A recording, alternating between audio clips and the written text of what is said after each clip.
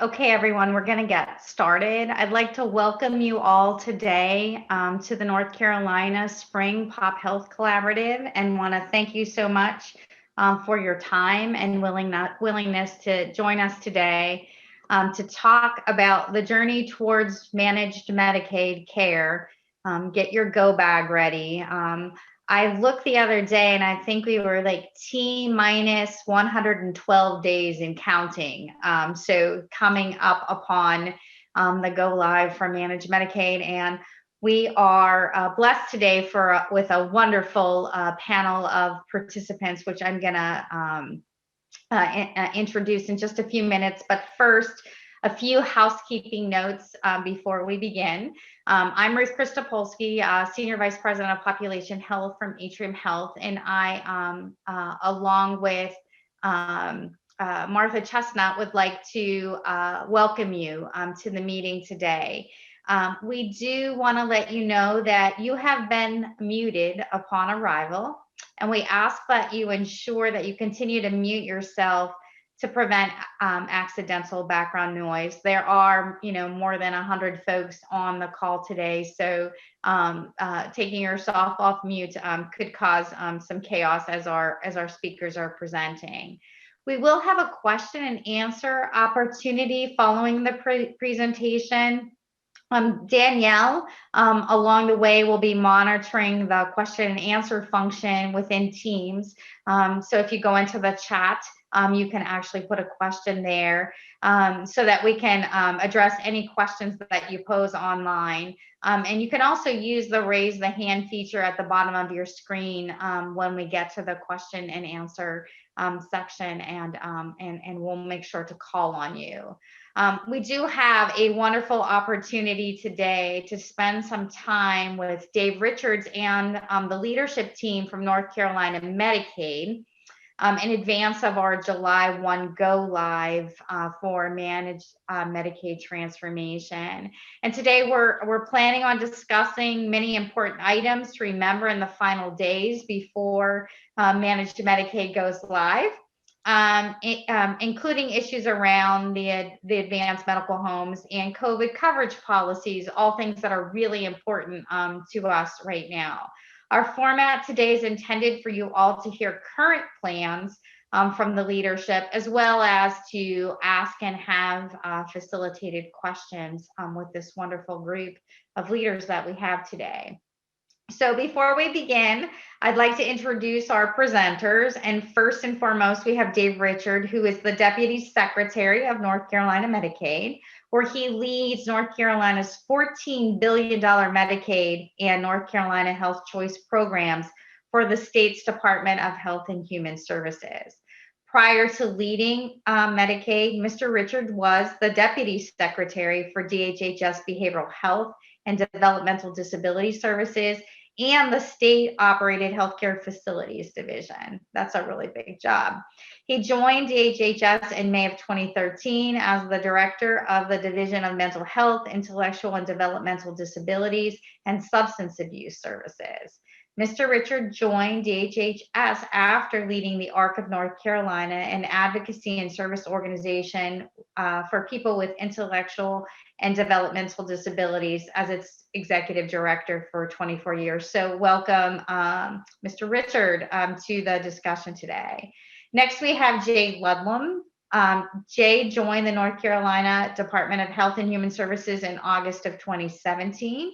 Mr. Ludlam led the statewide North Carolina DHHS Medicaid Transformation Project to move Medicaid from a predominantly fee-for-service program to the managed care delivery system while supporting nearly 1.6 million beneficiaries. He is an attorney and executive with extensive experience in Medicaid, managed care, healthcare delivery reform, and quality and care management innovations. Before joining the department, Jay served as the Assistant Attorney General for Missouri and its Medicaid Fraud Control Unit, and as Missouri's Acting State Medicaid Director. Welcome, Jay. Kelly Crosby is the Director for Quality and Population Health at North Carolina Medicaid. She is responsible for overseeing all quality improvement and population health programs aimed at improving health outcomes, promoting health equity, paying for value, and addressing medical and non-medical drivers of health. Previously, Kelly served as the Chief Operating Officer for CCNC, a statewide primary care medical home system. Prior to CCNC, Kelly worked at North Carolina Medicaid as Chief Operating Officer and as an Assistant Director overseeing the behavioral health benefit. She received her Master's of Social Work from Temple University and her BS from the University of Pittsburgh. Go Pitt. Kelly is an appointed member of the North Carolina Institute of Medicine NCQA Public Sector Advisory Committee, the HCP LAN 2.0 Clinical Executive Forum, the National Collaborative for Innovation and Quality Management Advisory Panel, and the NQF Technical Advisory Panel on Attribution for PHE and Emergency Care. You can all see why Kelly is tired all the time. She works really hard. And finally, we have Dr. Shannon Dowler with us, and she's going to join around noon. She is the Chief Medical Officer for North Carolina Medicaid. Her past experience with Medicaid includes chairing the Physician Advisory Group for Medicaid for many, many years. In the COVID pandemic, she has led efforts across DHHS related to telehealth and health equity, with focus on increasing testing in historically marginalized populations. Dr. Dowler obtained her medical degree from East Carolina Brody School of Medicine and completed her family medicine residency and fellowship in Asheville at AHEC. She has spent her career in the service of nonprofits, including the local health department, providing full spectrum, as well as longstanding role in the STD clinic, as CMO for a large FQHC and WNC, and most recently, she served as the Associate Chief Quality Advisor and Chief Community Medicine for Mission Health System, focused on the integration of healthcare and reducing unnecessary care variation across the system. She is past president of the North Carolina Academy of Family Physicians and has served on national commissions with the AAFP and ACOG. In 2017, she received her Certified Physician Executive degree from American Academy of Physician Leaders, and we're happy to have Dr. Dowler joining us around noon. And then finally, Deborah Farrington is the Chief of Staff, North Carolina DHHS Deputy Director's Office. She provides operational and policy support to the Deputy Secretary's Office, directs oversight of communication, strategic planning, and stakeholder engagement. She is a licensed clinical social worker with over 30 years of experience in community-based services for children and adults with behavioral health needs. She previously served as Senior Program Manager with the North Carolina Department of Health and Human Services Division of Health Benefits. So we have a wonderful, well qualified group of folks here today to talk to us all. And Dave Richard and his team have a wonderful presentation for you that they will walk through. Following the presentation, again, we will be able to take questions. Dave, if you would like to take it from here, I'll pass it over to you. Thank you so much, Ruth. It's really a pleasure for us to be here, and we know so many of you. I think my guess is that everybody on our team, if we do that, we'll know all of you, and so it's exciting a chance for us to be with you. I know Deborah is going to work on sharing the screen. Let me just say a couple of words about all the people you introduced. You know, when you do this, what I don't know about y'all, but this is what happens to me, right? So when you get in those meetings, you start listening to all these resumes and all stuff. I start wandering and thinking about other things because I know people are really qualified doing stuff. But I just want to say a couple of words about each, right? So we are so fortunate to have Jay as part of our team. We recruited Jay from Missouri because as we were moving our transformation process forward, what we knew we needed was somebody that had expertise and having already done this, right, somewhere else. And had that knowledge of what actually happens when you work in a health plan. So you think about where Jay comes from is he's done both sides of this, right? He was in a health plan side, knows what it takes to launch a managed care program in Medicaid, and worked in overseeing that work for Medicaid agencies. So we're incredibly fortunate to have Jay with us. You all know Kelly, right? You have known Kelly in so many different ways.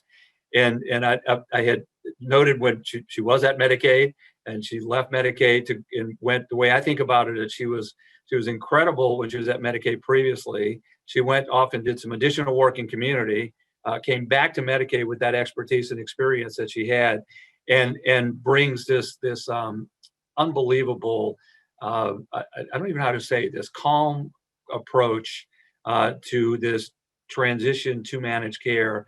But what is so important is that real understanding of what actually happens on the ground. So what I'm always confident of, we're always confident of, is that when Kelly speaks, that she has the understanding of what providers need and what beneficiaries need, and she's saying it from that perspective. I don't know what to say about Dr. Dowler other than that she is a force of nature, right? You all know her from all of the work that she does. When it became to our attention that she might have an interest of coming to Medicaid, we couldn't contain our excitement. And what we didn't want to do is show her how excited we were about it, because I'm afraid that might make her think that she didn't want to come, right? So we were quietly excited about it. We love the chance to take her. But what she's done inside of Medicaid for the past a little bit over, I guess, year and a half has been incredible. And I think what you all, maybe everyone doesn't know, is how much of an impact she's had on the work for our vaccinations, that she's been driving that equity work, making sure that we're getting to people across our systems and working closely with providers. Incredible advocate. But also, when we went into this pandemic, our changes to telehealth policy were rapid and quick, and Kelly and Dr. Dowler and their teams did incredible work in making those changes, and things that probably in a real world without COVID would have taken us 10 years to get most of those stuff in place, but they did it over a course of months. So incredible effort there. And then Deborah, who is often behind the scenes in a lot of the work she does for us, but has done incredible work with our stakeholder engagement, has this great experience in behavioral health and operations, was one of the early folks that came on to Medicaid as we were beginning our transitioning to managed care. So she's been with us almost from the very beginning doing that journey, and has been in so many places that you'll see about how the organization has evolved and thinking about managed care. Deborah's fingers are on those, and I'd say that when you find the things that are going really well, you probably want to thank Deborah for those things, because she's been doing an incredible job there. So just wanted to sort of personalize the folks that are on the screen. They are incredible leaders and really committed to the folks that we serve. So why don't we flip the slide? Deborah's going to actually run the slides too. She's got incredible skills. She's going to do that as well. This is really the agenda that we want to walk through. I won't spend a lot of time on it, but want to make sure that you know we're going to do high-level overview.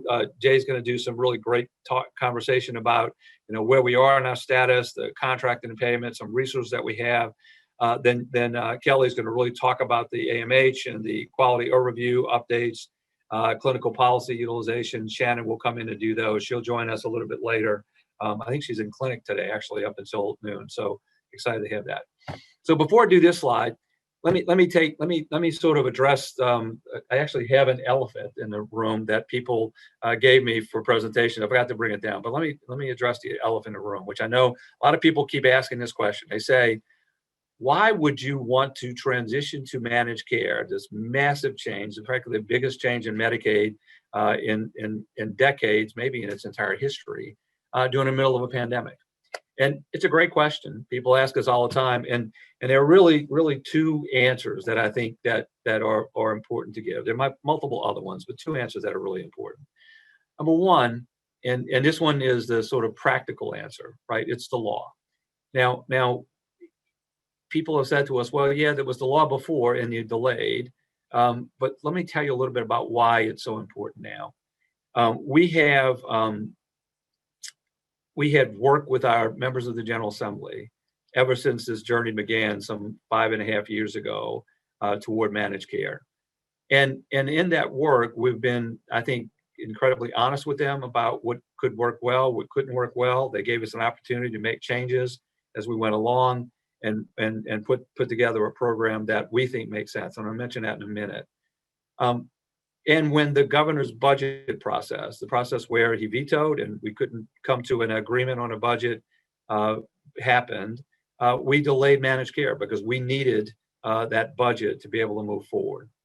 But since then, in I think, a great bipartisan effort, the governor's office, our team, and leadership in the General Assembly negotiated a plan that allowed for Medicaid for this fiscal year to have the resources that we needed, not only to launch managed care, but to continue our programs at the levels that they had been and do additional things related to COVID and other areas that became really important.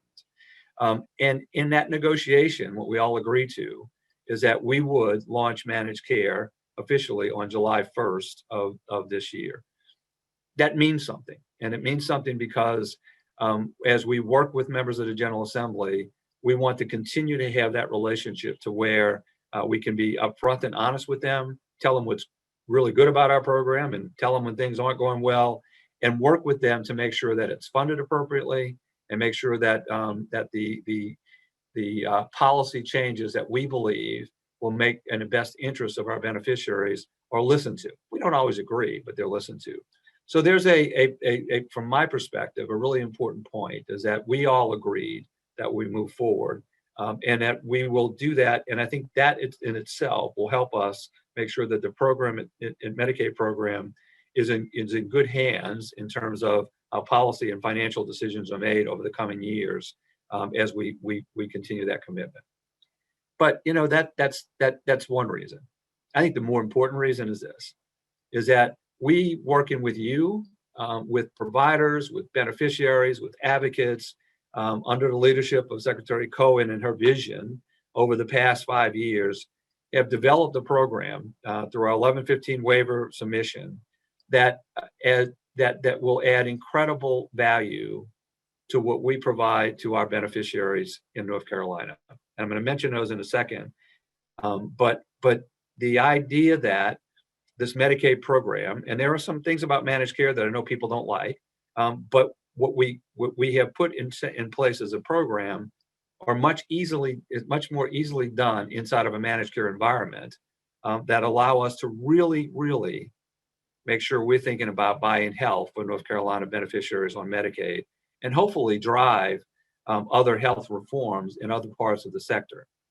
The longer we wait for Medicaid managed care to go live, the longer it takes us to get to the really good things that we're excited about in this effort. So two reasons: it's the law, but I think just as importantly, in fact, more importantly, is that if we launch, once we launch, it allows us to get to the things that are most important for beneficiaries in the state sooner. And really, what we believe is to begin to see those health improvements that are so important for our state. So let me talk about this slide. Often vision statements, you put them up there and you put them on a wall and you come back to them every now and then. We come back to this statement every day. Every time we present, it's there, but it's in our minds as we go forward, because it is what we believe is so important about this effort that we're going to undertake together. And it is a part of our listening to people across the state, part of a vision, but really the ability for us to make a difference. So I like to read it: to improve the health of North Carolinians through an innovative, whole person centered and a well-coordinated system of care that addresses both the medical and non-medical drivers of health. And I'm going to talk a little bit about specific in the next slide, but I think the important thing to hear about this, right, is that we really believe this whole person centered, this whole person view of how we do deliver health to citizens is the most important thing. It should be a system that really recognizes that we're not just about what happens in a doctor's office. We're not just about what happens if we have a behavioral health need. And we're not just about what our social needs are, but all of those things together is what we ought to be thinking about together to improve the lives of our residents in North Carolina. So let me flip to the next slide, because it talks a little bit more in detail about those. And I know Deborah's doing that right now. Perfect. So when we talk about whole person focus, we really believe this, right? It's not just about physical and behavioral health. It's not about how we're moving more people into the standard plans that have behavioral health needs, or their behavioral health needs get met there, so they don't have to go to a specialty program.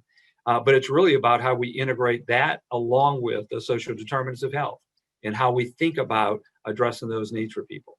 So a lot of times what people think about when we talk about social determinants are the pilot projects that we have, and that's really exciting. but it's really primary for across everything that we're doing in this transition to managed care. Kelly will talk more about this, about how care management works and those efforts, but I want to be clear, it's not just about the pilots.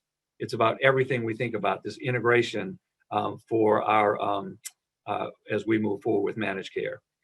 We think that primary care and local care management investment is one of the key components. So when you think about that idea of a well-coordinated system, we can't think of a better way for that system to be coordinated, is to really vest that coordination at that primary care level. And it also means when we move into our tailored plans, which will be in a year from our launch in standard plans, that those plans themselves, for those people that have significant mental health and substance abuse needs, developmental disabilities, and traumatic brain injury, that they'll also have that community-based care management approach, because we think that that is critical for that well-coordinated system. And then the value-based payments, we all talk about those things, but frankly, we really have to move toward that effort as we go forward, is that we really have to start thinking about paying for value, how that works. I know so many of you already engaged in that. That's what all of this is about as you all get together. But in a Medicaid program, we're behind and we have to move in that direction. So what we want to do is that we want to live that vision. And that's really important as we go forward. And you'll hear Jay talk about our plans, Kelly talking about our plans, and then Shannon as she comes on to do those things. But that is what we're living every day as we think about our effort to launch managed care. So I'm going to go to the next slide, because I think one of the things that is most important before I turn it over to Jay for you to hear from us is that, well, I've got one more that I want to talk about, that any kind of change that's this significant.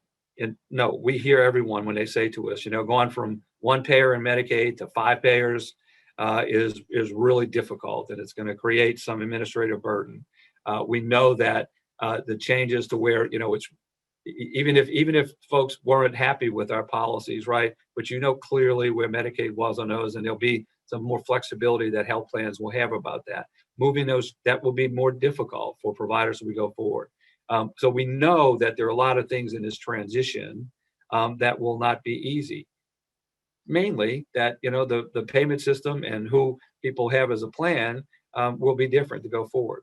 And we know that all the things that we've talked about in the vision, and we'll talk more about as we go through this, are really important. And that's really going to change. We believe this is going to change the lives of our beneficiaries as we go forward for the best. But day one, when we do this transition, because transitions are hard, there really are only 2 things that are important, right? One of them is that if an individual had an appointment with one of you as a provider or other provider somewhere else that was scheduled for, say, July 6th, and somehow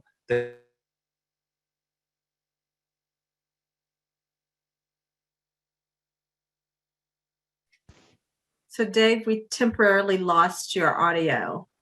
See if you're able to come back. Behind that, as the first 60 to 90 days, is that no beneficiary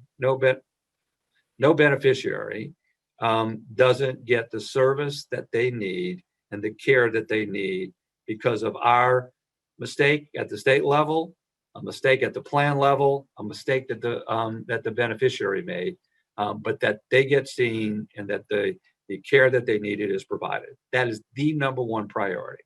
Secondly, 1A is that for a provider that sees that person, that you get paid for that visit and for that care that you provided.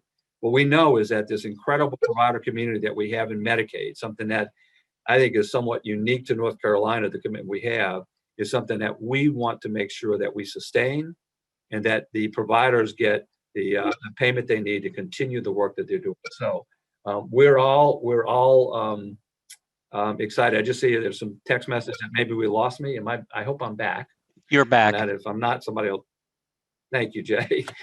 Jay will tell you is that there's a point in time for some reason in this area that I freeze, and I don't know quite why that happens, but that we have that happen. But anyway, the goal, what I want to make sure people hear, all the great things we want to do in managed care, exciting stuff. We can't wait to work with you to get there. But the most important thing as we start is that people get seen and providers get paid. So we'll go to the next slide, and then I'll change it over to Jay. there's a lot of challenges that we continue to talk to people about. And I just want to highlight these really quickly for folks. One, obviously, COVID-19. We know you are engaged in so many different ways around COVID. The department is, frankly, everybody is engaged in that process. And so we recognize that transitioning during this period is hard, but it is one of those challenges that we're trying to meet and adjust. We've done so a lot with Medicaid with our rate changes to support people through this. We hope that helps. And we are considering all the other aspects of what's happening in COVID, the other work that's going on. But we understand it's going to be a difficult time. Jay will talk a little bit more about provider contractors. I won't say much about that, but anytime you change to this system and go on to managed care, it really then requires that providers are contracting with the health plans, which is another step that people have to go through. We think we're making really good progress in this area, but we know that that is still a difficulty that some people will continue to work through. And we're trying to do everything we can, again, to make that as smooth a process as possible. And then I'll lump legislative changes in state budget into two. Don't want to say these things as an alarm, but we have legislative changes that we need. We're working with the leadership in the House and Senate to make sure that they get in place this year. We're confident that they will. There's some things like our assessment process with our hospitals. We have to make sure that works differently as we go forward. And then some minor changes just around the law and how it's written to make sure that we're able to actually follow the law as we implement managed care. And then, although we have a state budget that allows us to do all the things we need to do this fiscal year, we do need a state budget in place as we launch managed care for next fiscal year. I have all the confidence in the world that the General Assembly and the Governor's office will work that through and that we'll have that budget that we need to go forward. But just wanted to make sure that people are aware those are other issues that are out there as we think about this transition. The one thing I want to say with all clarity, though, is that we will, unless there is something catastrophic happen, we will launch on July 1. We've already started open enrollment in soft launch. We will continue that process, and we're moving forward on July 1 again, unless there's something catastrophic happens that we're not anticipating. But right now, we view everything, all of our systems, everything we're going through to work to get to launch are in place, and we will make that deadline. And we look forward to working with all of you as we go through that process. I'm going to turn it over to Jay now, who has all of the detail around this effort, and look forward to the conversation as we get through these presentations. All right. Good morning, everybody. Thank you very much for the opportunity to give you an update about our progress towards launching standard plans on July 1st, and throughout this conversation, I'll present about 5 slides. If you have questions, put them in the chat, and we should be able to get to them probably at any time throughout this presentation. So I'm going to start here with a timeline. I want to orient you to where we are in our progress to go live on July 1st.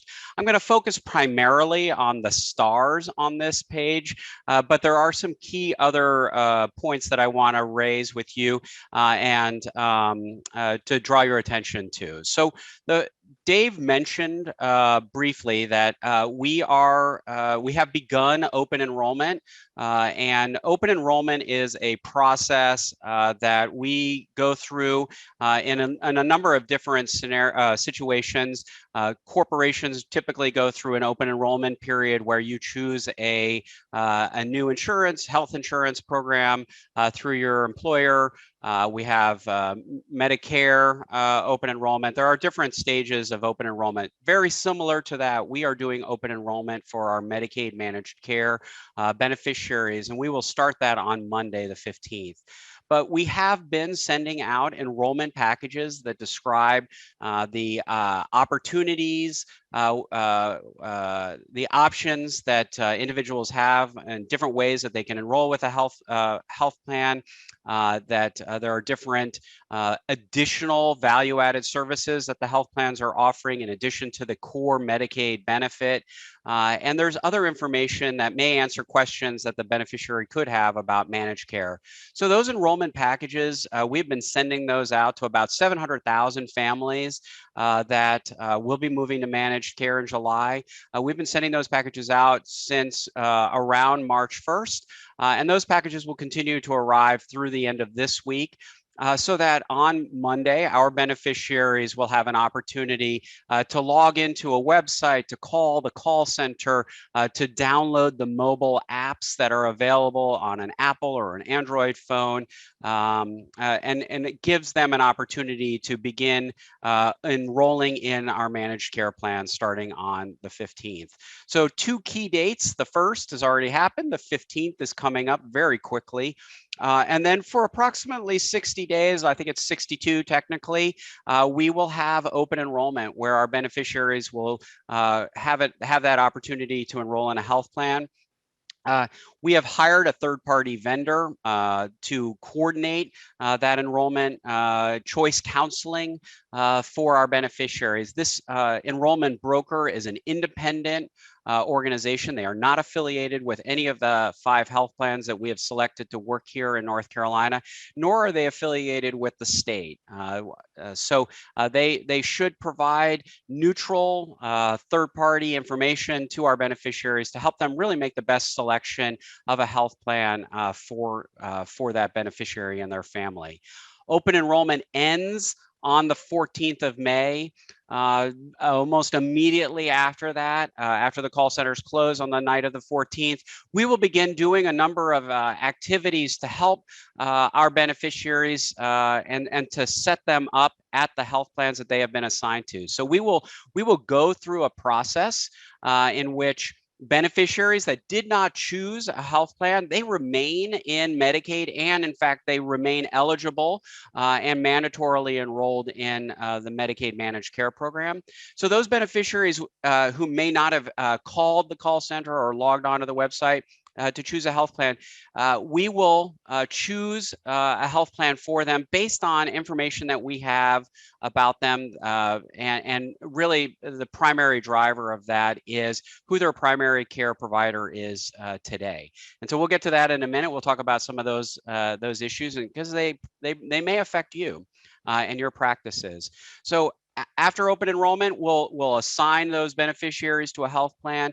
We'll then begin sending information to the managed care organizations about open prior authorizations, claim history that we may have on record, information from the LME MCOs related to their any claim history with the LME MCOs, in addition to care management notes or handoffs that we need to do so that our beneficiaries on July 1st get the services that they need, and that we're able to hold the health plans accountable for those services immediately beginning on July 1st. So we want to minimize as much disruption as possible due to this administrative change and to be able to hold those health plans accountable beginning on July 1st. July 1st, we will launch managed care, the standard plan, and the tribal option that Dave mentioned. There is a 90-day window after July 1st that our beneficiaries can choose a different health plan if the assignment that we made doesn't work for them, or for whatever reason that they've decided that the health plan that they originally chose doesn't work for them. They can choose a different health plan for any reason for those first 90 days. I do want to come, though, back to some of those smaller text. I hope you can see it. It's pretty small on my screen. But there are some milestones or dates that you and your practices should be aware of. A feature of Medicaid managed care is that providers do need to contract with managed care organizations so that they are participating fully in the program. While we encourage our providers to contract with all 5 health plans, it is possible that due to COVID or other issues that you may decide to only contract with 3 or 4 of them, and that's understandable. We hope, though, that you come back and contract with the remaining health plans at that time. That's appropriate for you and your practice. But because of certain events, including open enrollment and that auto enrollment process that I was describing, we encourage our providers to contract now with managed care organizations. If you are a primary care physician, or you have a primary care practice, or are participating as an AMH Tier 3, we do encourage you to be contracting and negotiating with health plans now. It does take them a little while to load the information information once those contracts are executed. And we want to build that time in so that you have as much opportunity to participate in open enrollment as possible. And what I mean by that is beneficiaries are looking to see where you have contracted with, which health plans you have contracted with,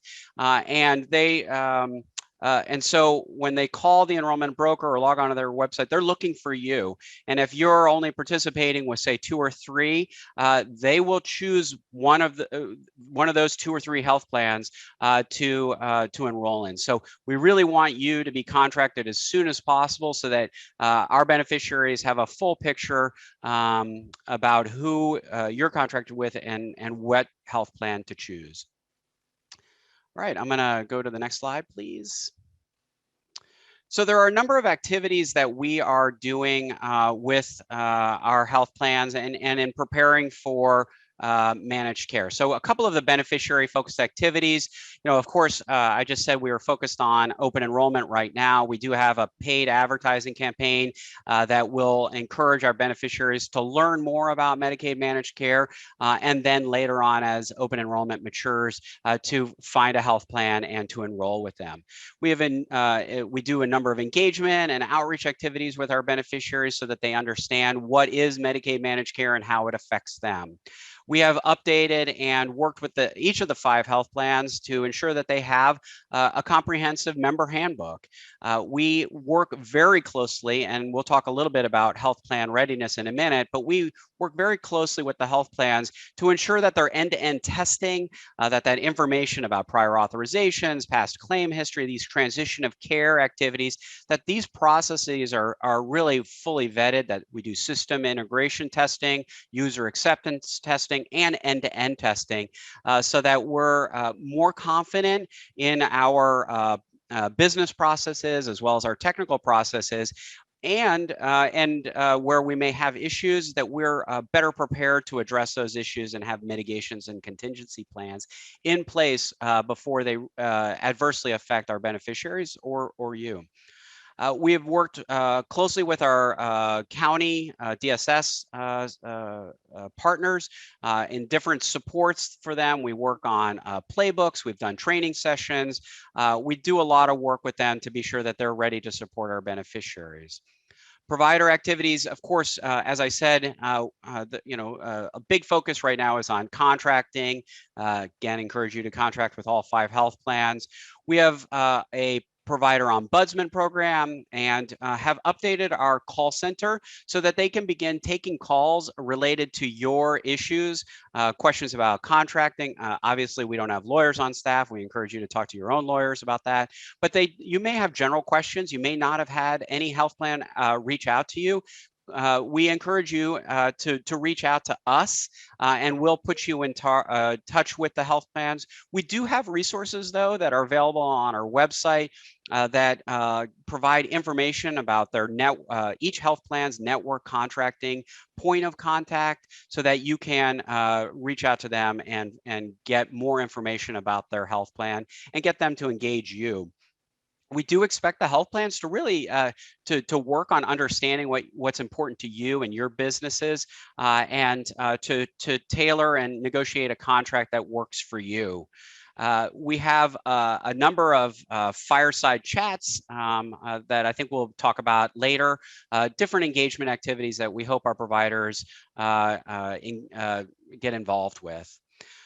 As I said, and we'll touch on it in more detail later on, we are working very closely with our health plans related to end-to-end testing on making sure that they get paid because we believe that if they are under pressure, if we're not paying them properly, we worry that it will trickle down to you all, and so that's a concern that we're trying to work with them on. We are doing extensive readiness reviews. So readiness reviews are required by our regulator, CMS, and we have very robust and high expectations for the health plans and their performance. We have been doing, I heard something today that we have reviewed over 3,000 policies and procedure documents from the health plans to date. We have another 500 to go or thereabouts. We are doing on-site reviews. We did on-site reviews last year. We are doing virtual on-site reviews with the health plans now. And these are all required by CMS before we go live. And so these are activities that really, again, help us understand to what extent the managed care organizations are following our contract expectations, following the regulations, and meeting our needs for the program going forward.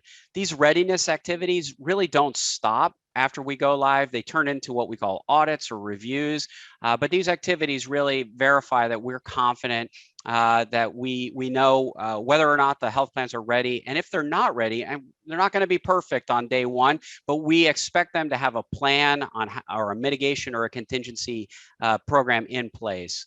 We're also focused on key staff. We've identified staff in the contracts that are required both for the tribal option as well as for our health plans. We want to make sure that those staff are ready. A very large focus on our call center activities. We want to make sure that those call center folks understand what makes North Carolina different, that they're not speaking to you about a general program of Medicaid, that they're speaking to you about the North Carolina Medicaid program, and that they're aware of all the differences that affect you. We also are engaged in a network adequacy review. And so what that means is that we want to make sure that the health plans, as part of our quality evaluation and access continuum, we want to make sure that our health plans have sufficient contracts across the state, across the regions, in each county, that they meet particular network adequacy requirements that are defined in our contract. This is, again, an area that CMS will be watching for us. Network adequacy is the beginning. The quality continuum includes realized access and other the ability to physically access practices. So there's a whole continuum. Network adequacy is a good key first step for us, though, before we go live. Next slide. So where are we? Well, I think you'd be happy to know that we are on track. So what I'm providing you is a kind of an inside view that I watch as part of as the program executive over this complex project. We track and assign what we call story points to the various capabilities that we need to develop, that our technical partners need to develop, and the health plans need to develop.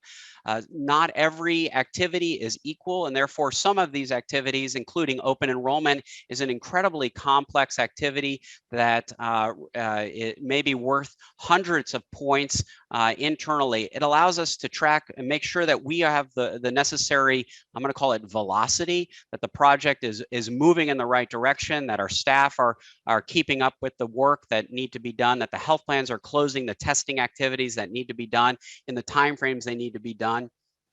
And as you can see right now, we're at approximately 101% of where we would expect to be at the beginning of March.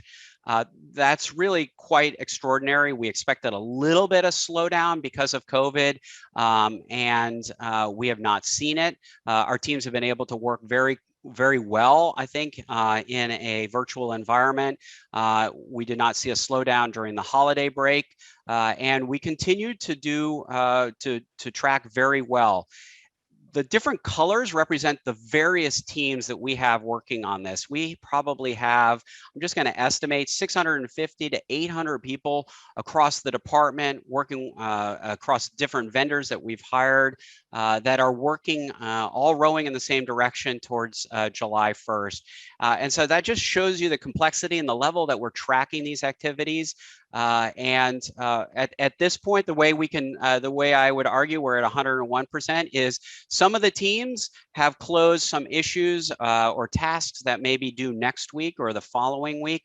There may be some items that are behind, but on net, we are on target for meeting that July 1 deliverable. I'm sorry, that July 1 launch. Deliverable doesn't make sense, but that's what we say inside, so I apologize for that. I'm going to move to the next slide. I've talked a lot about it. I'll talk a little bit more about it. provider contracting, again, is a feature of Medicaid managed care.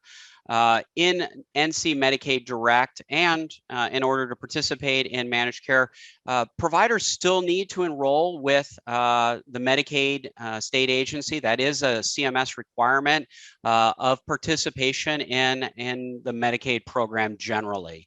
But in addition to that, there is an additional step, and that is provider contracting. So I really want to emphasize that difference and the importance related to managed care. And I talked a little bit about it on the timeline slide, but here are the words that I was trying to say. Beneficiaries may only select in-network or contracted primary care providers during open enrollment. If you are a primary care provider and have not contracted with any of the 5 health plans, your information would not be available as a choice for our enrollment broker to offer beneficiaries. And therefore, it is a requirement that you are contracted with at least one health plan before the enrollment broker can offer you as that choice. In addition, at the end, after open enrollment is completed and we're doing those auto enrollment activities, again, the system will only look for providers who have contracted with at least one health plan as part of the auto enrollment algorithm that we use. We are looking for established relationships, but again, if you're not in the system, we can't select you for a health plan. But you can contract at any time. So I do want to emphasize that even though you may not have contracted yet, you can do it throughout the open enrollment period. You can do it after open enrollment. You can do it 2 years from now. But provider contracting is a necessary component of managed care. Provider contracting is also a requirement for you to continue what are currently called Carolina Access, but will be called AMH, PMPM payments. We will not be continuing those payments for non-contracted providers. That is a requirement in our contract with the health plans, and so they will be paying their AMH AMH providers based on who is contracted with them. There are provisions allowed for in statute that we also permit under contract with the health plans. There is, in certain situations, health plans are allowed to pay less than the Medicaid fee schedule, 90% of the current Medicaid fee schedule, for providers that they have attempted to engage in good faith contracting. And this is kind of a provision that we hope is not used, but there is a risk that some providers may get less than the full Medicaid payment until they've contracted. And once they've contracted, then you work on, you will be paid at the contracted rate. Like I said, providers are encouraged to negotiate now. It's important for the health plans to understand what's important to you and your business, the administrative burdens that you're concerned about having to work with 5 different health plans. Hopefully, in your negotiations, the health plans are addressing those and understand what's important to you. There, like I said or implied, there are certain established rate floors for certain providers in network, and we do have it defined in contract particular prompt pay standards, and these are something that we learned about in our conversations with other states, with providers in other states. What makes a Medicaid managed care program work? It is of obvious concern of ours, and that's why one of our day one goals is to make sure that you're getting paid. So we have defined very clear roles and responsibilities for the health plans in making sure that payments are prompt. There would have been an option for us to, in the situation where a health plan was not prompt in paying you, that we could sanction or issue liquidated damages against the health plan. That would come back to the state. But we don't want the money. We want the health plans to be paying you promptly, and we want them to be covering covering your administrative costs. So built into the contract are requirements that when the health plans don't meet those prompt pay standards, that they are paying you interest and penalties in situations that are defined by the contract back to you when they actually are able to make the right payment to you. So I think that that's an important caveat and an important protection for you related to potential issues that may arise with managed care. We hope that that never happens, but it is possible. So that's important to watch out for. Next slide. Some provider resources. So we want you to understand managed care. There are trainings that we offer. We work with AHEC to provide a series of engagements. We have been primarily focused on COVID, but we are moving to managed care over the last few months. And so here, I'm not going to read for you. We have the Fireside chat with Dr. Dowler and some other important topic areas that we touch on that may be relevant to you and other individuals within your office. There is a website that coordinates all of that. And then we do have below here a provider ombudsman there are resources available to you. We do have online resources, but we have a website, we have an email address. Type in your question, send it in. We track those. We have answers that we provide you. If your answer is totally new to us, we've never heard that question before, we actually create a database, an internal knowledge database of answers that we provide so that the whole provider community can benefit from the answer that your question and the answer that we provide. So please send in your questions and please feel free to call that number if you do have questions or believe that the state can help you in answering your issues or addressing your issues. Next slide. You can tell that Dr. Dowler is on this call, so we're going to talk more about the Fireside chat. So here is a way for you to get involved and hear more and learn more about our what's happening in the program. So here's just in more detail working through AHEC so that you and your staff can sign up for these presentations. I find them very informative. So now I'm getting kind of private text messages now from Dr. Dowler. So, well, at least I hope they're private. But this is a really important tool for you to learn more about what's going on. We are in some cases somewhat reactionary on these, meaning that if an issue, we're finding that we're getting a lot of questions about a particular topic, we're going to push that topic onto the schedule and try to address those issues. Again, there are lots of questions that are asked on those chats, on those webinars, and we again feed that information back into our knowledge database. And that knowledge database is actually published, and you can search it at your own time. I'm going to move to the last slide before I turn it over to Kelly. So, one key thing that we have experience here in North Carolina about readiness and in our conversations with other states about what's important, and that is verifying that our health plans are ready to serve our beneficiaries, to serve our providers at the level that we expect them to do so here in North Carolina. I would argue that this readiness began with the competitive procurement that we did. We had a number of health plans apply, respond to our request for proposals.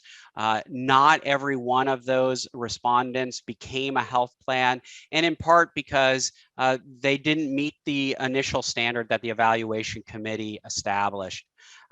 Or we as a state established and the committee evaluated against.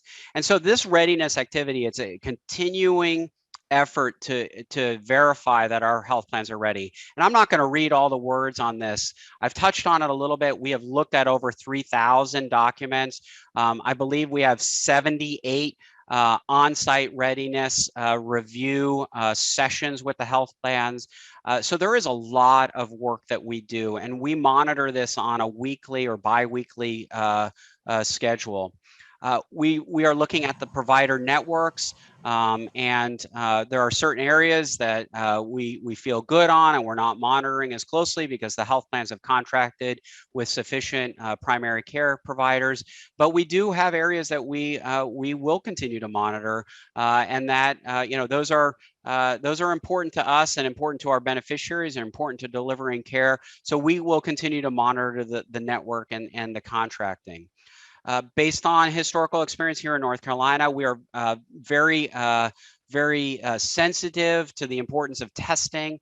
Like I said, we do user acceptance testing, system integration testing, and end-to-end testing. And a good example of that is related to our provider records. So we track provider records all the way from watching a provider make a change in NC Tracks, tracking that through the system in Tracks, making sure that the information is handled properly in Tracks, and then as it moves out of Tracks and goes to our partners, including the enrollment broker, how it goes and connects to the health plans, and then how it comes back to the state. We want to make sure all of that information end to end is working as designed and as we intend. And it's through these efforts, through these really robust efforts, that we gain greater and greater confidence in our health plan readiness and our readiness for go live. And maybe it's reassuring to you, we've had a couple of complaints from the health plans that perhaps our testing initiatives are more than they would see at other states, but that's exactly where I think we want to be as a state. We want to be sure that we're confident in our health plans. Our technical operations, our technology operations and command center, we've renamed it to our help center. These are two areas, knowing that not everything's going to be perfect, knowing that day one is potentially going to be bumpy, that there are going to be issues that arise, that we need to connect beneficiaries and providers to a solution in real time or within hours. And therefore, we have developed internal capabilities related to responding to operational issues, these technical systems, as well as these help center issues. The questions that come in from our Medicaid contact center, again, are fed into a kind of a centralized command center model, so we can, as a management and a leadership team at Medicaid, monitor those, make sure that the answers are going out that are accurate, and make sure that we're not seeing a trend like a call center's down, or we're seeing a high abandonment rate, or some issues appearing that we don't want to let it go too long before we're able to respond. And there are going to be issues, as Dave said. Our belief is that we will follow continuous quality improvement. We will improve ourselves. We will learn from those issues. We will respond quickly and rapidly to address them and mitigate those problems, and do as much as we can ahead of time, but really be as flexible as possible in the moment so we can address those issues. So I'm going to pass it off to Kelly, unless there's a bolus of questions that I should be addressing. But I defer to you all on that. Danielle. Hey, Jay, yes, we actually do have a good handful of questions that have come in the chat. So I will kind of read them out one by one. And if you or one of the team, whoever is appropriate to get those answered.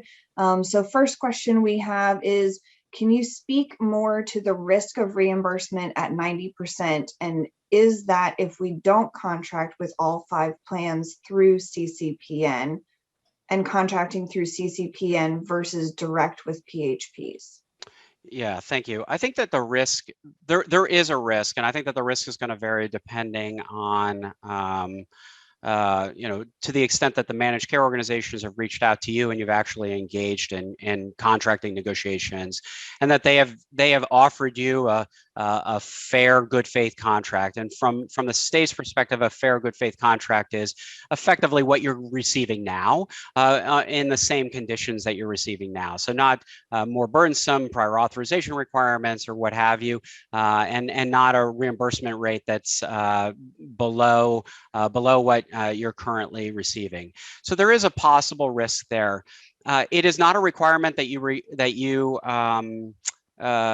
contract with all 5 health plans, though the health plans that you contract with, if you engage in negotiations and decide not to do it, not to execute a contract with them, they would not have to necessarily pay you the full 100% of the Medicaid fee schedule. So the short answer is you're not required to contract with all 5, and there is a slight risk. The CCPN, I think that's the right. There's a little bit of nuance there that I'm not technically familiar with, and I don't want to give advice that may be wrong on that. So I'm gonna, if Danielle, we could take the question back in house, so I could be sure that we give the right technical response. I'd appreciate that.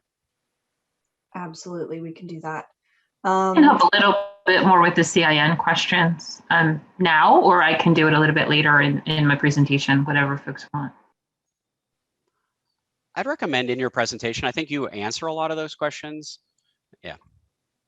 So a couple more that have come up. Can the term set for PHPs as it pertains to their obligation to providers be shared publicly? So I don't fully understand the question, but if the agreement between the managed care organizations and the state is published on our website, on the transformation website, it is dense. Again, if there's a specific provision or something, Danielle, if we bring that in-house, we might be able to better respond to that question. I don't know why. There's nothing that we're trying to hide. So I think we'd be able to provide whatever it is that's being asked. And looks like just kind of a clarification question. You may have touched on this already, but are you saying that if providers do not contract with PHPs, they can still see the patients of that plan, bill the plan, and get reimbursed at 90% rate? So there are going to be particular, and again, Danielle, I'd like to get that question so we can give a good technical response. But generally, there are we want our providers need to be contracting, and there are going to be limitations to providers who don't contract. There are going to be additional administrative burdens, prior authorizations for services that you might not normally need to get prior authorization for. And so over time, we would expect that providers should be engaging in contracting. That I don't think, there are going to be some providers that may be able to execute single case agreements, or just, maybe it's acceptable for the volume of Medicaid patients that you see not to engage in all the paperwork that you would necessarily need to do. But I think that the administrative burdens, part of what you're trying to do with contracting is get away from some of those administrative burdens and to know and have a known rate that you're going to get paid at. Excellent. Another question, do any of these tools provide any information on SNF and how managed care Medicaid affects facility payments, or just PCP? If not, when will SNF information be provided? Yeah, so there are Medicaid only individuals. There's a subcategory, but Dave, do you want to jump in? Yeah, I'm happy to have you jump in, Dave. I saw you. I jump in a little because it's a specialized question. But it is. Thank you. The high level is that, so start with dual eligibles. If it's a dual, they're not going into Medicaid managed care at this time. So many folks in SNFs will be that.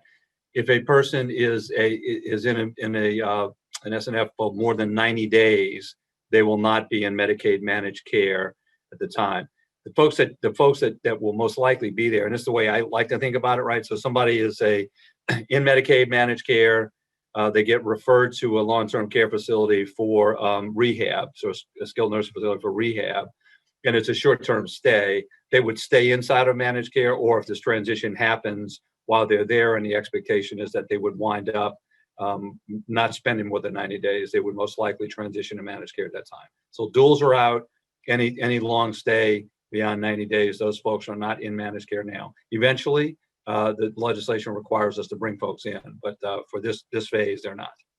And there is a if you go on our website, and you keep saying that, go to the website, there are very specific fact sheets around so many of these items that people can pull. So please take advantage of that.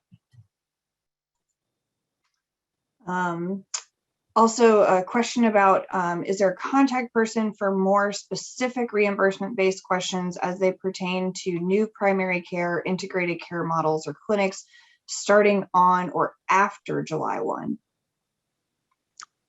Kelly, I don't know if that's going to be an issue or an item that you. Yeah, that might be a good issue for follow-up, because I think there's a lot to unpack on that one. So I think we'd like to talk about it some more. I mean, obviously, we want to ensure that all health plans, standard plans, tailored plans, are encouraging and supporting integrated models of care, through payment models that actually work. But like I said, I think there's a lot to unpack there, and I want to make sure that we answer the correct question. And on slide 11, which was the provider resources, that email address, that Medicaid provider ombudsman at DHHS, you can send that question there too. We can wait on me responding or Kelly responding to Danielle, but if you want to send that question in, that would be where if after this meeting you come up with a new question that you want to ask, sending it there. There are people who are monitoring that email box and will respond to you with your questions and support that you need. Thank you. And just as a reminder to all of our attendees today, this meeting is being recorded, so we will have a copy of that posted that you can access later. We will also be downloading this full chat so that we can be sure to fully address all of the questions that you guys have submitted, and we'll make sure to get those responses out in a follow-up. Looks like there's some more kind of specific questions. Those look like they may be better to answer in that follow-up online. So I think at this point, it's probably a good idea that we go ahead and move forward. And again, we'll make sure to download all of this so that we can fully address all of the questions that are coming in appropriately. Thank you, Danielle. Thank you, Kelly. You're on mute. I muted. I didn't unmute myself. I apologize. So I wanted to turn my camera on for a moment just to say hello and to thank you. Echo what Dave and Jay said about thank you for having us today. I'm actually going to turn my camera off because I'm having a little bit of connection issues and I don't want to freeze. So here we go. Okay. So if you saw on the first slide, I'm actually going to hit a couple of highlights about things that are kind of really hot in the advanced medical home space today. I have a lot of dense information, and so I might not go through it all in detail, but you'll have the slides afterwards. And hopefully some of this is just remessaging of things you might have heard in Fireside chats or in our advanced medical home webinar series. But there are some really important things happening in this space right prior to launch that we wanted to hit upon today. So we're going to talk about the Healthy Opportunities screening and reimbursement payments, the glide path payments. Attestation starts this month. Just wanted to give you a little feedback on what's happening in AMH implementation right now for us at this date. And then panel management's a kind of a big issue right now. So I want to do a little bit of information on panel management. So primary care providers can be aware of who their panels are. And we know that CINs really want to know who their panels are as well. So really quickly, the Healthy Opportunities screening assessments and referral payments, those went live. We published the Medicaid bulletin. They are only for Carolina Access 2 providers, so that translates into an advanced medical home 2 or 3. They are eligible to bill for Healthy Opportunities screening assessments and referral. You can use the state's standardized screening questions on food, housing, transportation, and interpersonal safety, or you can use equivalent questions, hopefully evidence-based questions like the Prepare tool. We have been notified that we've had some payment issues with HOSAR. We think we have identified the issue. So you should see a bulletin actually on Friday. It will say something like, hold your payments for another week while we implement the fix and tracks, and then submit your payments and rebill. But again, this is one of those ways that Dave mentioned that addressing unmet resource needs is incredibly important to the Medicaid program, not just for the pilots. So we really want to encourage providers getting used to screening for these unmet resource needs, being able to refer for support for the unmet resource needs, but also getting reimbursed for it. It is a time-limited payment that ends in July, but we'll be able to assess how successful the project was in these 3 months and if something we would want to explore working on in the future with the health plans. Okay, next slide, please. The glide path payments are live. So as a reminder, glide path payments are just for AMH tier 3s. They're payments that go directly to the practice. They don't go to the clinically integrated network. We will pay $8.51 PM for each member assigned to an advanced medical home tier 3 currently in fee-for-service. In order to get this PM payment that will go on top of your medical home payment, this is an additional payment that a Carolyn Access 2 practice would get, you would have to meet the following criteria. We need you to be contracted with at least 2 health plans, and we need you to complete testing and integration with 2 health plans. Many folks are relying on a technology partner or a clinically integrated to help with that testing and integration. That's fine, not a problem. We support that 100%. So you would just be attesting that your clinically integrated network has completed the testing on your behalf. The portal is open now in NC Tracks. If you could go to the next slide, this is just a screenshot of the portal. This is the portal in NC Tracks. A bulletin was published about 2 days ago. So hopefully everyone can see the Medicaid bulletin. It has a job aid, meaning there's a really nice, there's some PDFs and explanations for how you can attest in the provider portal in NC Tracks. You go to the same place you attest to be a tier 3 medical home, and you attest at the site specific level. So if you have 4 sites that are tier 3s, you attest for each and every site. All you have to do is go to the site, say which 2 health plans you're contracted with and when as a tier 3, and which 2 health plans you've completed the integration testing with. It's pretty simple. You have until March 30th to attest. If you attest by March 30th, you'll get a PM payment in April. In April, you'll also have a deadline to attest to get a payment in May. And in May, you'll have a deadline to attest to get a payment in June. So we're anxiously awaiting to see how many folks will attest this month. There's a very dense bulletin article that tells you how to attest and reminds you of the guidelines for the program. Next slide, please. So just a couple things on AMH implementation so you know what's happening right now, and hopefully to answer some of the questions we got prior to the meeting. The Advanced Medical Home Provider Manual 2.0 was posted maybe about a week ago. Why is that important? Those are the requirements to be a tier 3, period. So that hopefully helps you with your contracting effort. So please refer to the bulletin. It says all the things you need to do as a tier 3. Those should serve as the basis as your contracts for health plans. On occasion, health plans may ask for additional things. They may have tried to put service level agreements in your contracts, extra reporting requirements in your contract, very high performance targets in your contract for quality measures or for service level agreements. Those are all things that you obviously can negotiate. And so we support you negotiating those things. But that provider manual says what the state requirements are to be a tier 3. You'll also find in there that it also lists the required quality measures. It lists the required technology functions. So it's pretty clear this is what you have to do to be a tier 3. It's updated a little bit, but again, it's largely the same tier 3 requirements that there were about 2 years ago. So really the base requirements to be a tier 3 has not changed. I have a second link there. It's for the data specification page. Again, that page has been live for about 2 years, but folks aren't always familiar with it. The data specification page are all the data files and formats and the rules for the frequency of all the data that flows between health plans and tier 3s, and in some cases back again from tier 3s to health plans. So all the standardized files, formats, and frequencies are found there at the link. in general, DHB is tracking advanced medical home contracting. So we're tracking contracting by number and percentage of tier 3 practices that are contracting, and the number of patients or members and the percent of members that equals. So we're tracking that by each PHP and by each tier. So just to give a very concrete example, for WellCare, we know there's a universe of about 1,650 attested tier 3s in the state.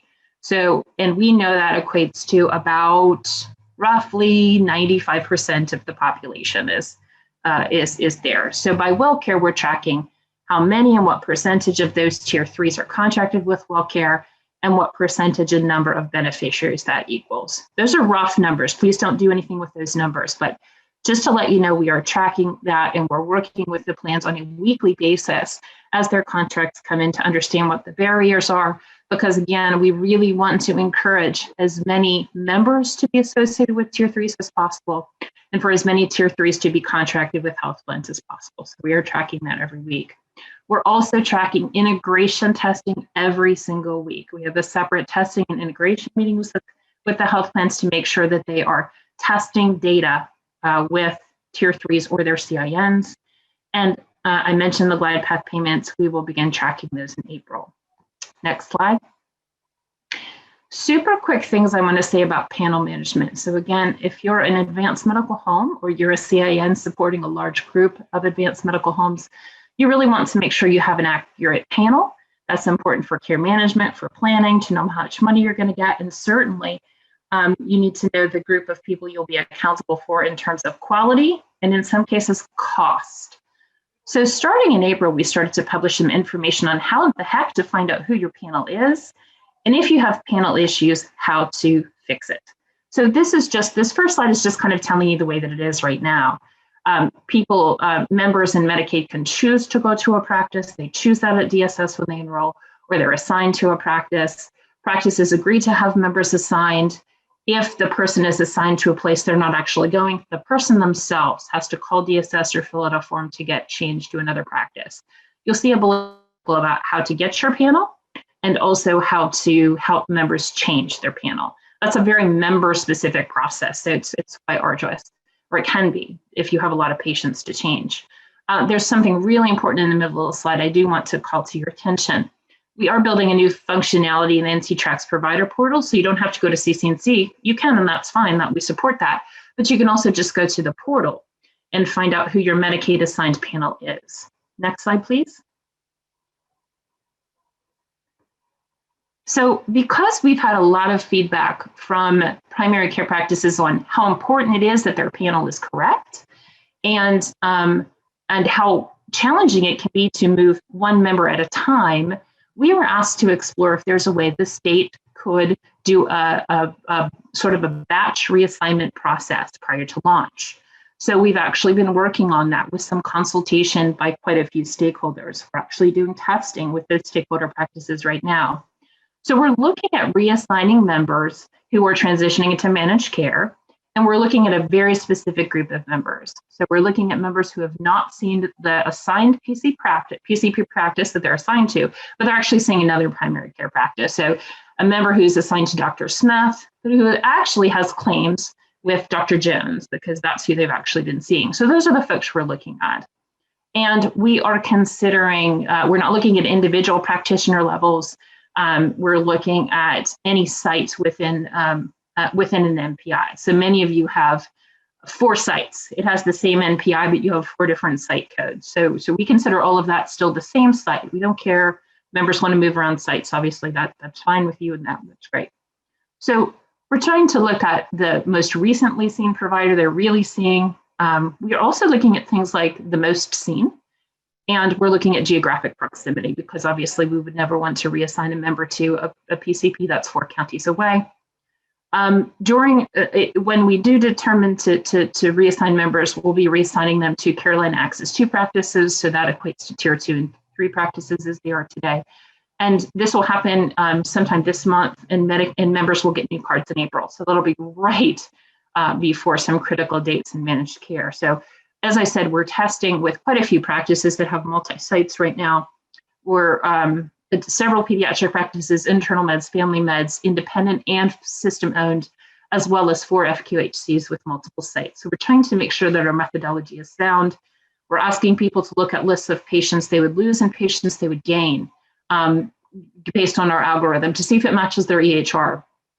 I want to point out some trends that we're seeing though, because this reassignment won't fix everything. We're seeing a lot of the members lost and gained. I do want to say this though. So we're not seeing like massive migrations. A practice with 4 sites might lose 150 patients, but they're also picking up 150 patients, for example. So now we're seeing like mass migration, massive losses or gains. But the other thing that's incredibly important that folks need to know is about as many members see their PCP exclusively as see their PCP and other people. Just meaning attribution is not really clean right now. There's a lot of people not engaged at all, so this process will not help. You may have a lot of people assigned on your panel that you don't see at all, but they won't be reassigned because they're not seeing anyone. So you'll still see a lot of patients assigned to you that you will need to work hard to engage now and after managed care launch. You'll also have patients seeing you and seeing a lot of other PCPs. So you may be seeing people right now and you're wondering why they're not assigned to you. Well, they're assigned to another PCP and they're seeing that PCP as well. So this reassignment will actually only get that cohort of people who are assigned to a PCP but never see them, but actually see another PCP. So it's only a segment, it's about 20 to 25%. But it is a segment that we feel fairly comfortable moving because their patterns of care actually say that they're better served at another provider. Okay, next slide. And this is just something, 2 quick slides. I just want to say, like, in the future, health plans are going to do assignment. We won't do the assignment to PCPs anymore. Practices will still get members auto-assigned. Members still will have choice. Health plans have to tell you who your member list is every month, but tracks will also tell you who your fee-for-service member list is, as well as your list of every PHP. Next slide.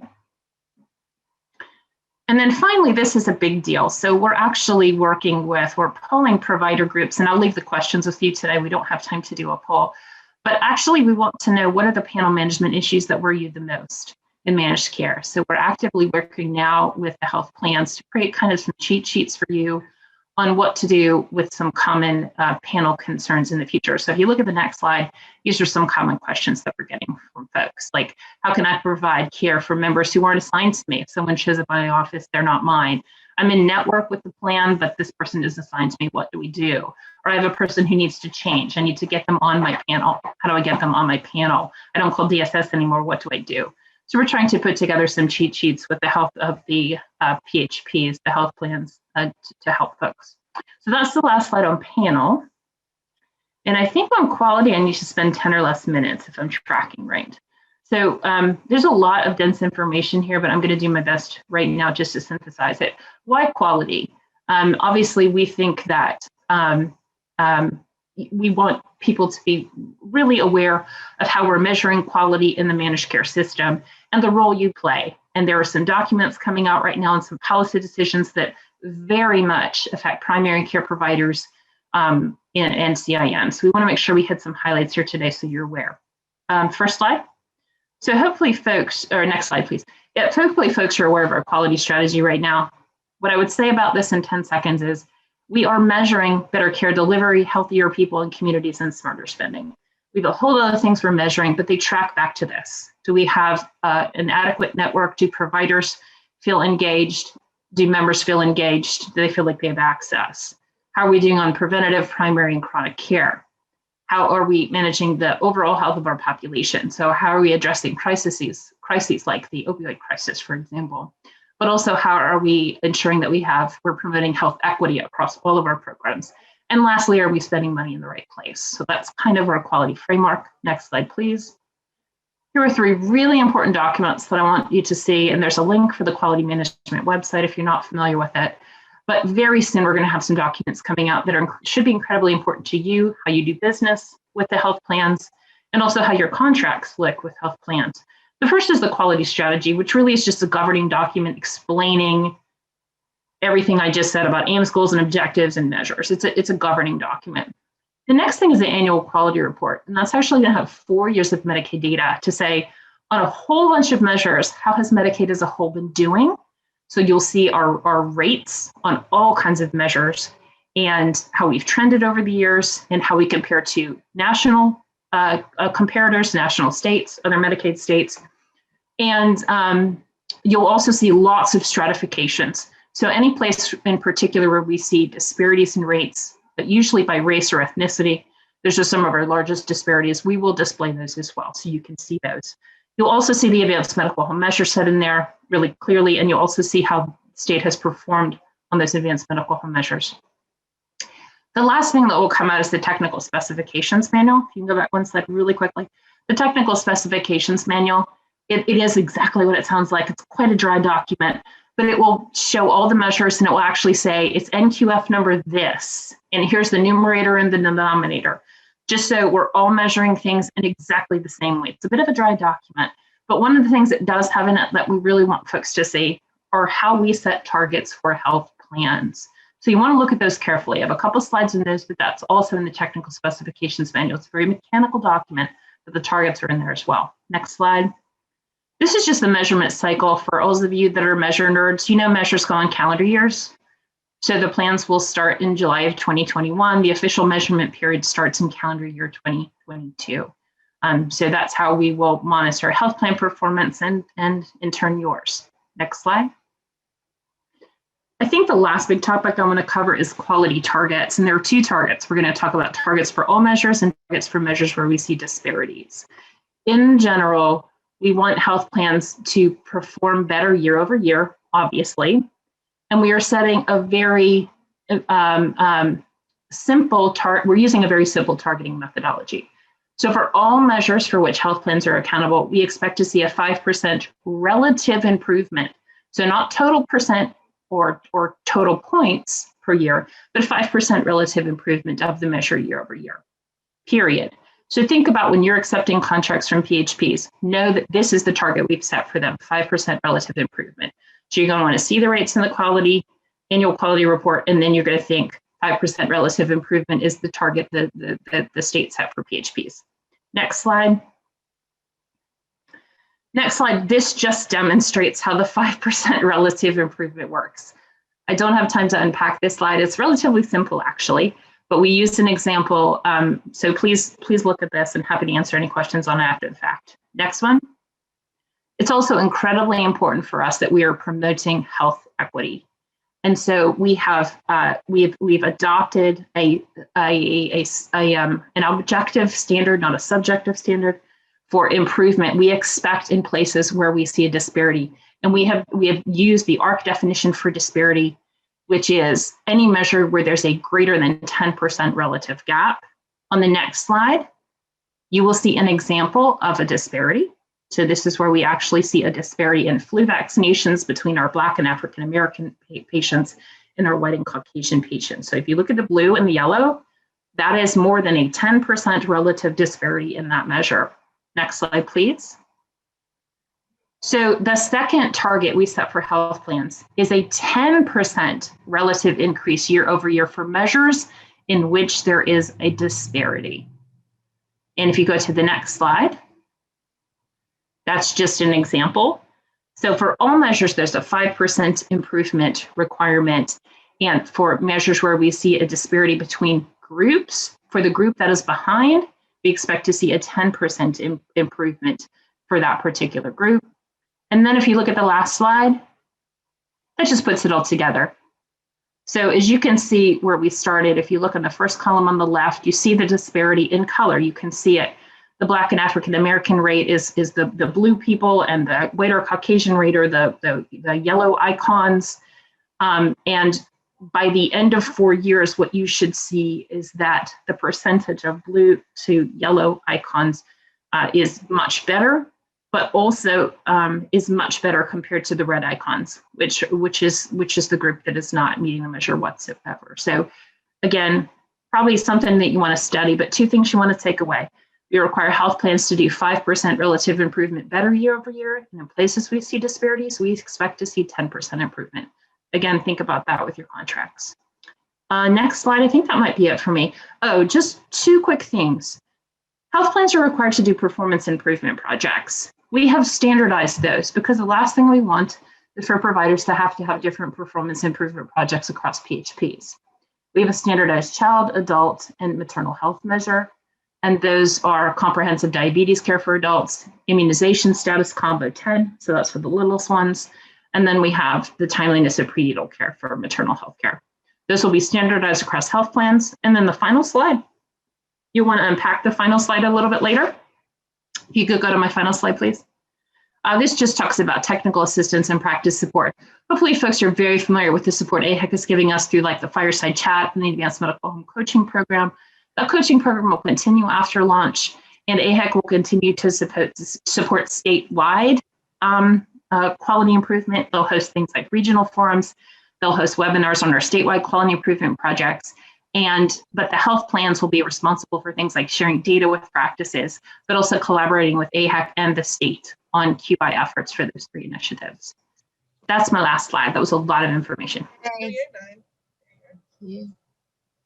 That's excellent, Kelly. I don't know, you do have a couple minutes because you blazed through that. I wonder if Danielle wants to bring some questions forward. Okay.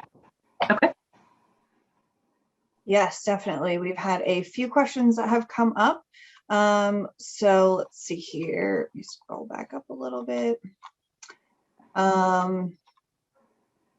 Is there a notification that we will receive that attestation is accepted by practice?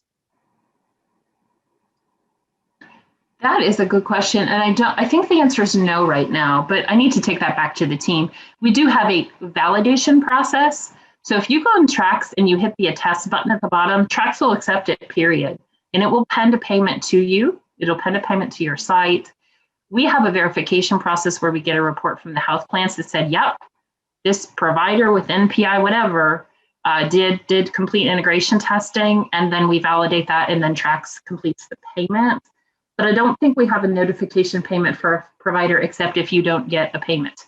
But let me take that back to the team because that feels like kind of important to practice would want to know that.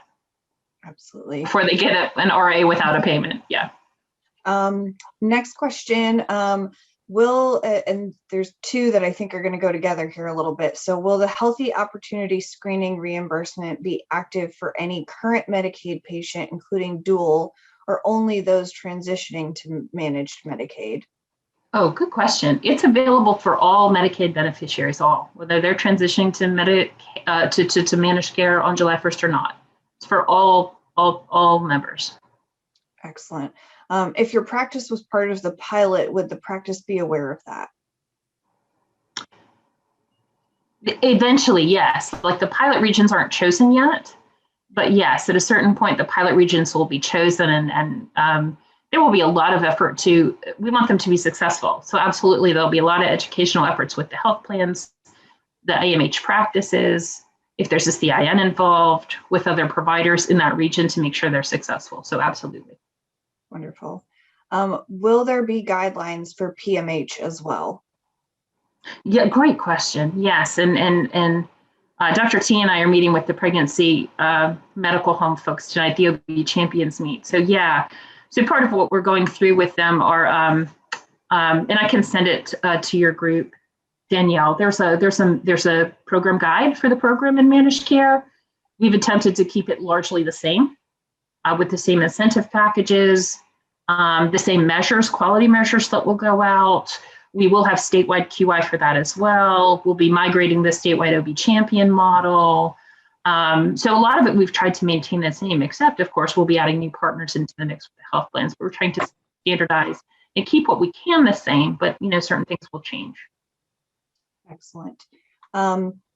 And right now, last question, for the glide path, will you be looking at the CA2 attribution numbers to determine payment? Yes, that's right. So nobody really is an advanced medical home until July 1st. So right now, Carolina Access 2 providers can go in, and Carolina Access 2 providers, many of them are will be a 3 on July 1st. They've attested to tier 3. So, but attribution is now. So Carolina Access 2 have attributed members now, and that payment will be based on the now members, not on the July members, because we don't know. We assume they'll be largely the same, but there might be slight variation. Wonderful. It appears that is all that we have had come in so far. So I will let you guys continue, and we'll keep you posted if more come in. Hey, thank you. Thank you, Danielle. Can you just let us know Dr. Dowler is on, and we'll wrap up the presentation. If you need any time towards the end to wrap things up, or can she go until about 5 till? I think Dr. Dowler, take the time that you need, and we can do a very brief, quick closing.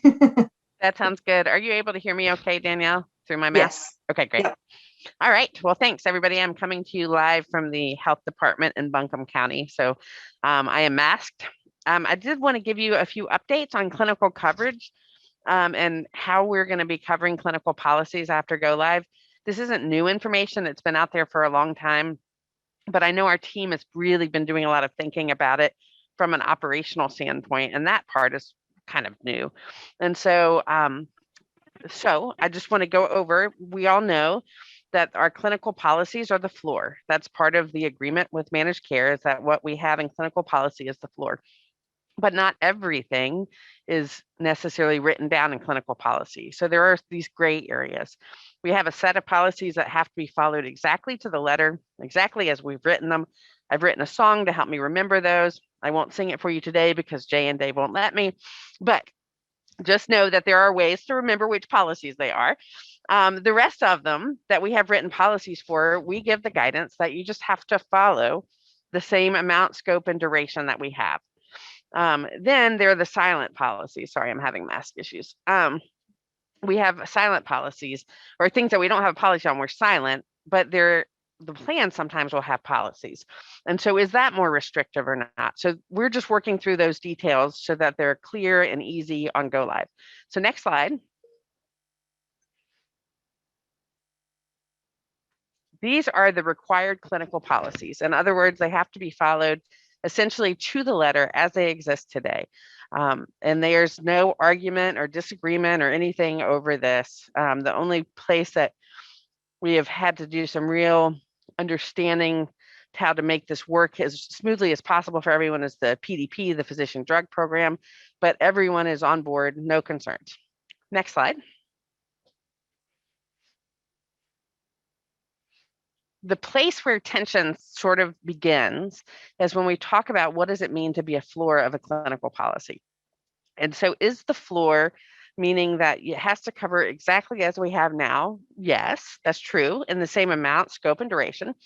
But they also have the ability to use utilization management. And so there are the statutes that are part of their contract that say that they have the ability to control costs for medically appropriate services, in making sure that the care that's being provided is what the standard of care is. And so this is right. These are things that we have been doing as well in Medicaid. This isn't new. It just happens in the background. So you might not know that it's happening. But when it comes to how we interpret some of their policies, it's brought up some points of tension with the plans where we've said, no, that's more restrictive. And they say, no, it's not. And so we've spent a tremendous amount of time together trying to get this ready so that everyone's clear and we know what is okay at go live. So we're going to give you some examples because I think that's the easiest way to do it. And I'm going to slip my mask down for this. Crazy. Okay, so this is a lot of information on this slide, but I just want to take you through a couple examples. An example would be our transplant policy. Let's say we have a transplant policy that says someone has to abstain from alcohol for a period of time, a year, before they get a transplant. But the plans say, well, yeah, we're going to cover all the same transplants, but they have to abstain for 5 years.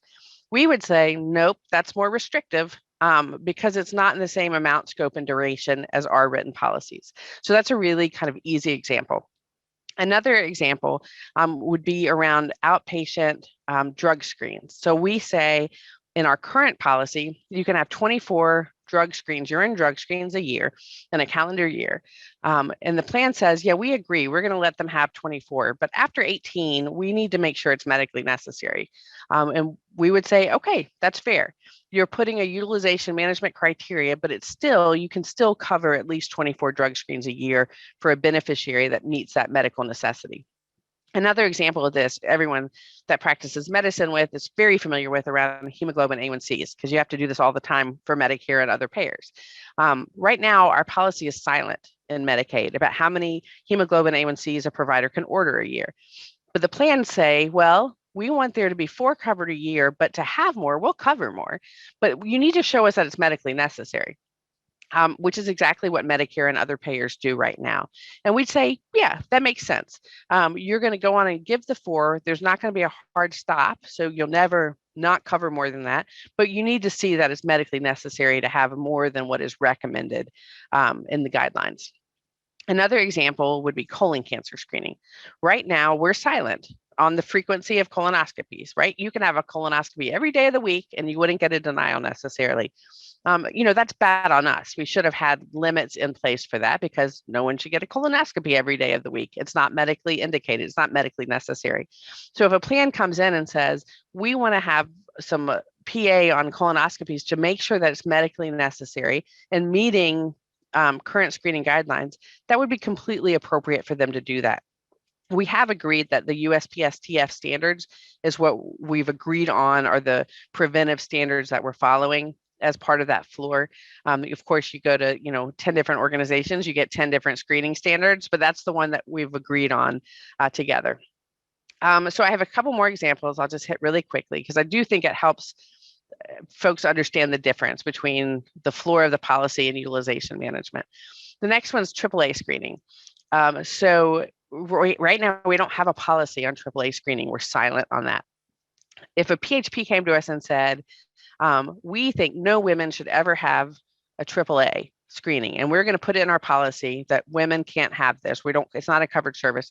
Even though we're silent on it, we would say, nope, that's not okay. One, you can't exclude an entire gender. That's discriminatory. But you're not offering it in the same amount, scope, and duration as we have it now. So we might say you can put some guidelines relative to the U.S. Preventive Task Force guidelines, but you can't say, no, it's a hard no, we won't cover this. Physical therapy, this is one the team went around and around. Physical therapy is just one example. This could happen in a lot of different ways. We have really clear processes for PA, for physical therapy, and limits and all those sort of things. Everyone agrees on that. But what we don't have is a location-specific requirement. So if a PHP said, we're going to have a preferred provider for physical therapy services that's in location X and Y, maybe an outpatient-based facility, because it's a lower cost facility, but it can provide equivalent services, just as high quality care. It's within the time and distance requirements that are in existing policy. Then we would say, okay, you can do that. Because you're making the service, it's still ultimately available. It's okay to have a preferential provider as long as you don't disrupt the medical home or the care home for whatever that service is, and it meets our time and distance requirements. So it doesn't create a burden to the beneficiary that they didn't have in another location. Last example I'm going to talk about is on the pharmacy, that we have this physician drug program, and we're saying they have to meet, it's a floor. It's one of our required policies. So what we pay for now, they have to pay for.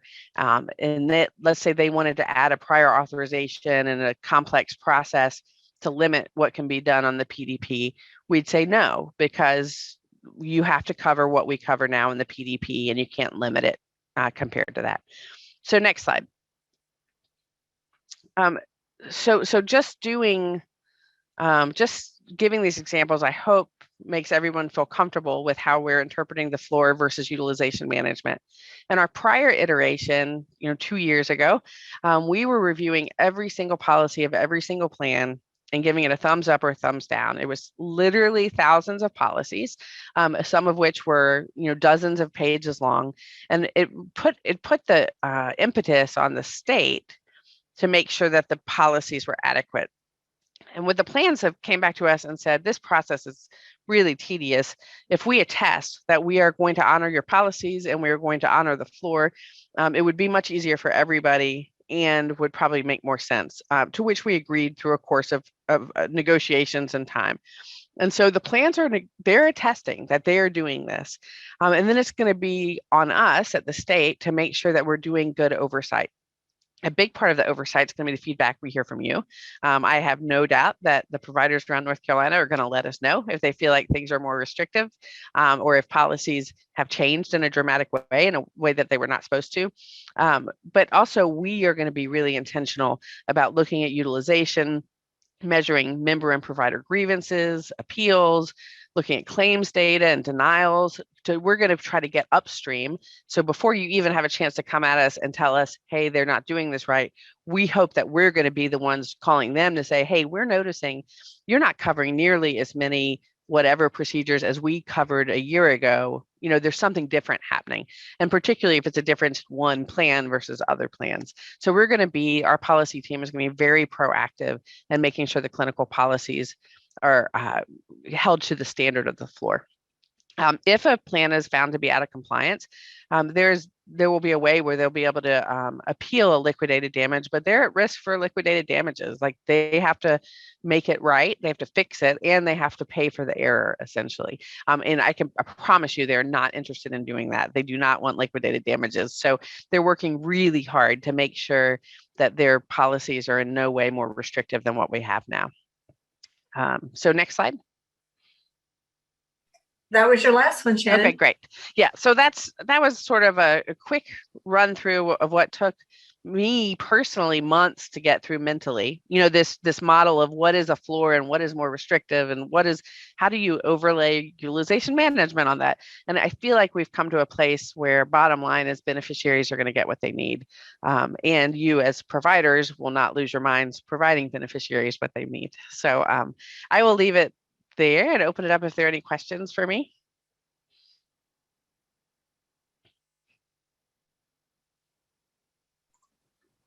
I do not see any further questions that have come into the chat. So that means I either did an amazing job or I've left everyone speechless. It's hard to know which that is. Just giving it a minute in case someone is furiously typing a question. Or other questions. I mean, certainly we can open it up to anything else that's out there that people have questions that we didn't answer over the last couple hours. And remember, everyone, you can type a question in or you can raise your hand. And you may not have heard about this earlier, but we have this thing called Fireside Chats, which I only heard that word used 20 times. Dr. Dowler, this is Ruth. I have a question about the Fireside Chats. Yes.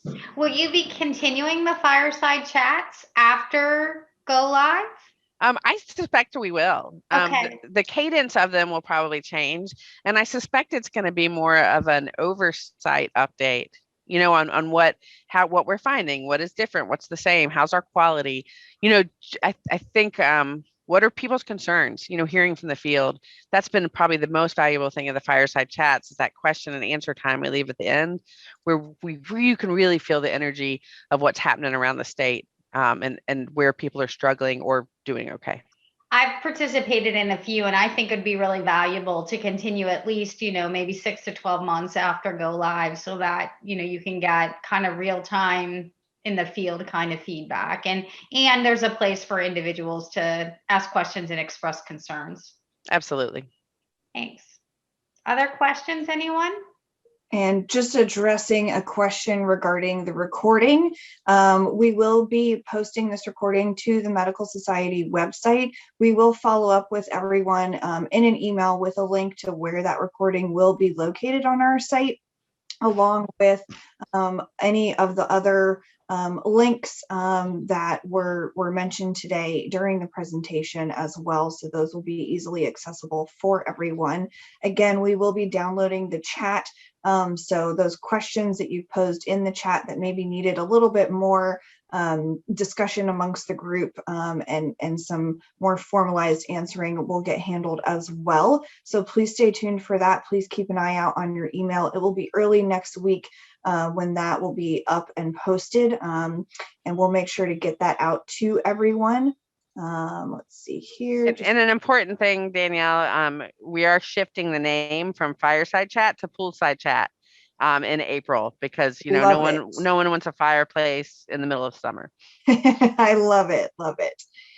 Let's see if we've had any other Danielle, I'm questions. going to ask one more question. I'm going to ask Kelly a question. Kelly, I loved your quality slides that showed the relative improvement. Is there any way you can share those with us? That would be so helpful for me to visually display for the folks that I work with, you know, what you're looking for. Yay. Absolutely. Yes. Thank you. Those were very well done. It made a I really will give credit to Sam. Sam, yes, Sam did them. So. Yeah, thank you.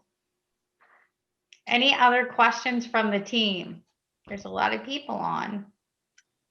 I'm not seeing any more come through. While Ruth closes, I am going to put a link to a survey in the chat. If you have just a quick moment, just to take 2 minutes to just fill out this survey, give us some feedback about today's meeting, we would appreciate it. Again, we'll also include this and all materials in a follow-up email that will go out to you all early next week. Thank you guys all, and I will hand it over to you, Ruth. Yeah, first and foremost, I want to thank Dave, Jay, Dr. Dowler, Kelly, and Deborah. We really appreciate your thoughtful approach and helping move us all forward. My mind goes numb thinking about all of the things that you all have to do on a daily basis. It's mind numbing for me on my side, so I can't even imagine on your side, but know that we are all here to make sure that we don't drop the ball on the people in the state that need us the most. And so I think all of the providers on the phone are definitely 100% in to make sure that, you know, our residents, your members, our patients and our communities are served well during transformation. I think we'll all wake up 5 years from now and be really happy with what we see. So thank you all for your leadership and for leaning in. Then I'd like to thank everyone else again for joining us and for what I think was a great discussion and a great presentation. You know, we really appreciate everybody's time, and we hope that you found value in the information that was received.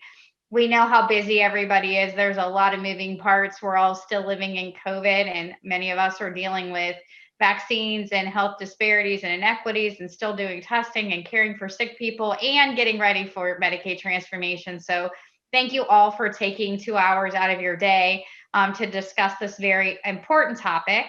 We also want to see you once again for the next Pop Health Collaborative. We already have a date scheduled on September 9th. We're going to be communicating with you all in the coming months, and we hope that maybe this next meeting we'll all be able to meet in person and be in a room together, maybe with masks on, but at least together. So more to come. Thanks again, everyone. Stay safe and well. We appreciate all that you do to care for our community. So thank you.